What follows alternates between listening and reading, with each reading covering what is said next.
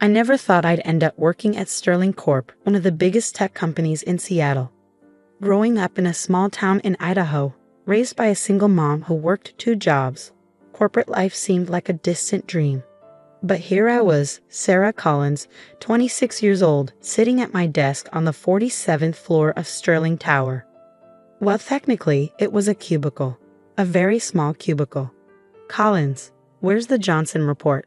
I flinched at the sharp voice of Diana Pierce, my immediate supervisor and personal tormentor for the past year. She stood at my cubicle entrance, designer heels tapping impatiently, perfect blonde hair swept into a severe bun. I sent it 10 minutes ago, Ms. Pierce. I replied, pulling up my sent emails. Should be in your inbox.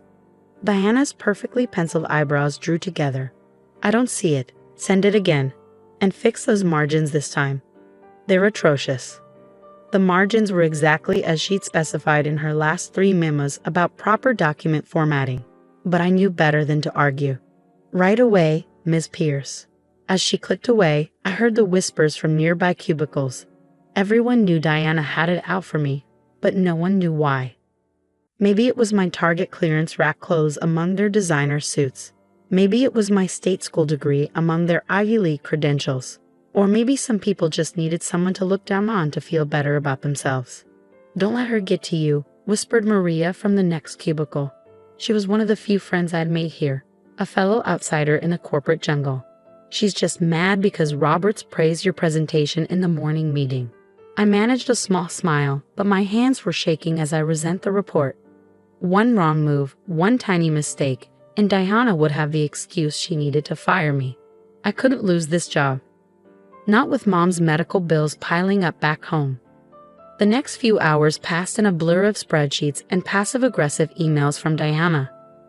By 6 p.m., the office was nearly empty, but I was still at my desk, triple-checking a presentation for tomorrow's client meeting.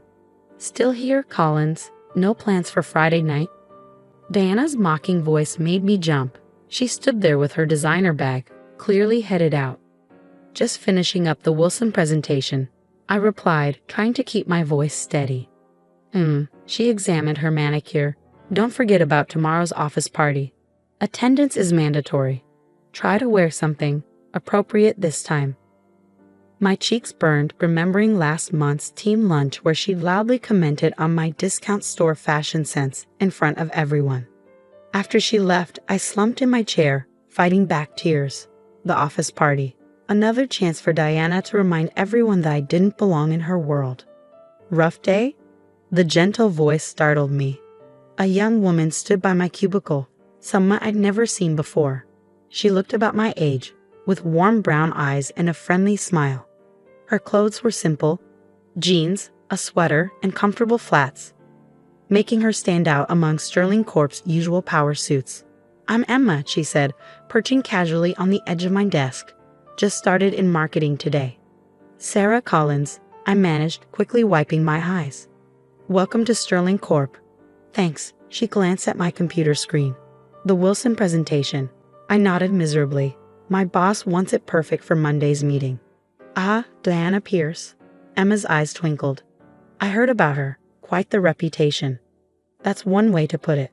I found myself relaxing despite everything. There was something about Emma that made her easy to talk to. Hey, want to grab coffee? I know a great little place around the corner. You look like you could use a break. I hesitated, looking at my screen. The presentation will still be there in an hour, Emma said gently. Come on, my treat. Something in her voice made me nod. Grabbing my coat, I followed her to a cozy cafe I'd walked past 100 times but never entered. Over steaming lattes, Emma proved to be an excellent listener.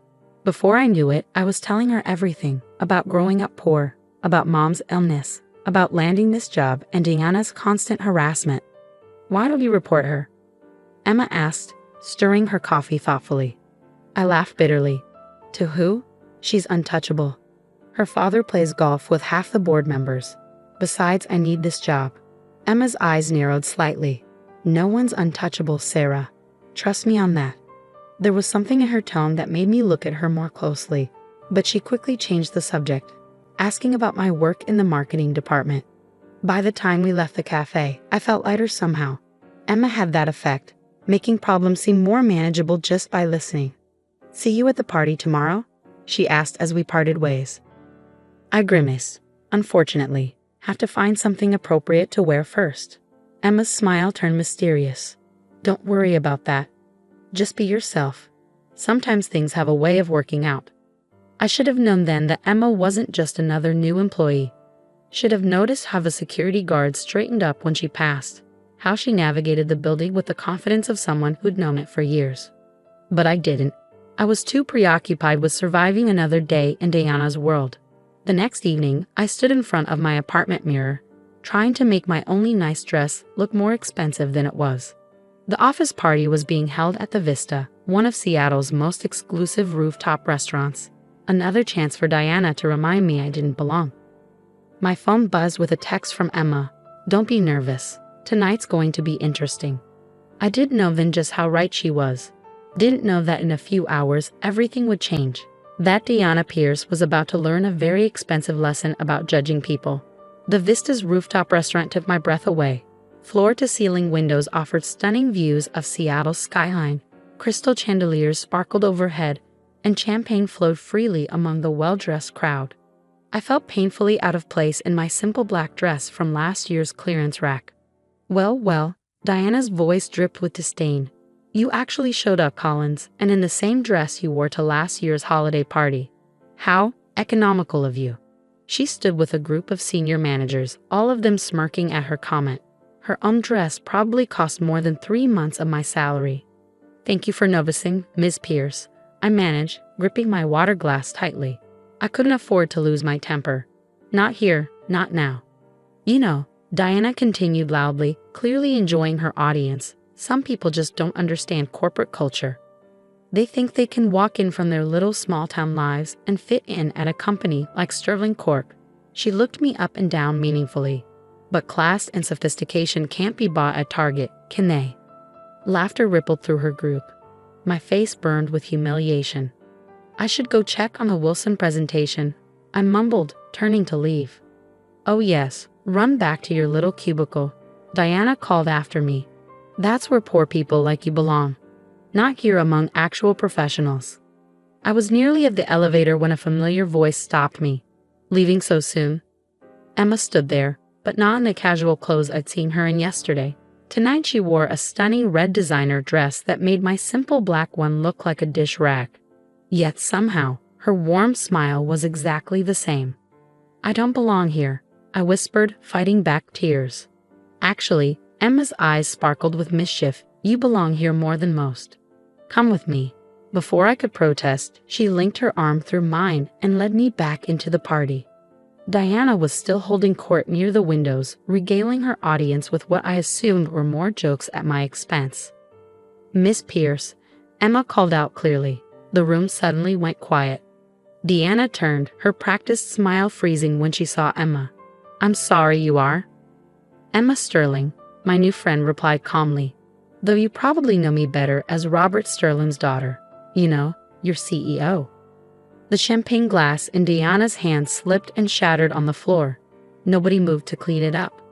They were all too busy staring at Emma in shock. I was staring too. Emma Sterling? The Emma Sterling. Heir to Sterling Corp and notorious for working incognito in different departments to learn the business from the ground up. Miss Sterling. Diana's face had gone from smug to sickly pale in seconds. "I had no idea you were. I mean, we weren't expecting." Clearly, Emma's voice was arctic. "I spent the past month observing various departments, Ms. Pierce. Getting to know our employees. Their strengths. Their challenges." Her eyes hardened. "Their bullies." The silence in the room was deafening. "I've seen how you treat people you consider beneath you," Emma continued. "Particularly Sarah Collins, one of our most promising young marketing analysts. Did you know her campaign proposals have increased our social media engagement by 47% this quarter? Or were you too busy criticizing her clothes to notice her work?" Diana's mouth opened and closed like a fish out of water. I was just maintaining professional standards." "Professional standards?" Emma's laugh was sharp. "Let's talk about professional standards, Ms. Pierce. Like using company resources to plan your personal vacation, or taking credit for your subordinates' work. Or the fact that your father's golf buddies on the board can't protect you anymore because they all retired last month. The color drained from Diana's face completely.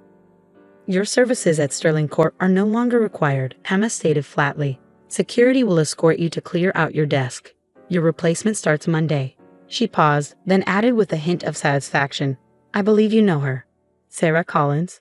My head spun. What was happening? You can't do this, Diana sputtered. My father. Your father already agreed to your termination when I showed him the evidence, Emma cut in. He was quite embarrassed, actually. Now I believe security is waiting. 2 security guards materialized as if by magic. Diana looked around wildly, but her former sycophants were suddenly very interested in their shoes. As she was led away, Emma turned to address the stunned crowd.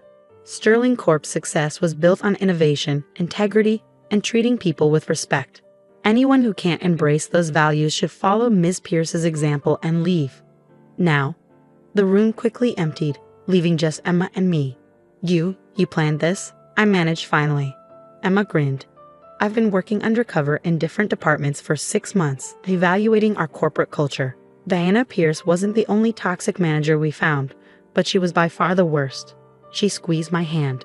Your promotion is real, by the way. Your work caught my eye weeks ago, before I even met you. But why? I gestured helplessly at everything. Because talent and hard work matter more than designer labels. Emma said firmly. Because I grew up watching people like Diana Pierce make life miserable for people like you.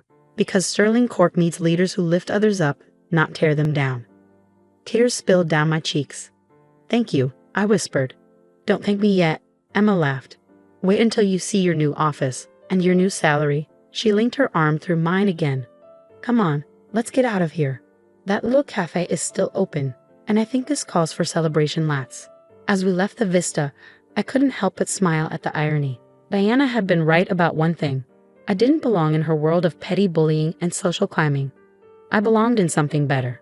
3 months later, my marketing team's latest campaign won an industry award. I accepted it wearing a Target dress, standing next to Emma in her designer gown. We both smiled for the cameras, ignoring the whispers about my inappropriate attire. Because we knew something the whispers didn't. Success isn't about where your clothes come from or who your parents know. It's about what you bring to the table. As for Diana, last I heard, she was working at a small firm in Tacoma. Apparently, her father's golf connections weren't as useful as they used to be. Emma and I still meet at that little cafe every week, planning Sterling Corp's future over lattes. She's still the same person who sat on my desk that Friday evening, kind, genuine, and completely unimpressed by designer labels. And me? I still shop at Target, but now I do it from my corner office on the 50th floor. Sometimes life has a way of putting bullies in their place. Sometimes all it takes is one person willing to stand up and say enough. And sometimes, just sometimes, the person you think is just a friendly new colleague turns out to be exactly who you needed in your corner all along.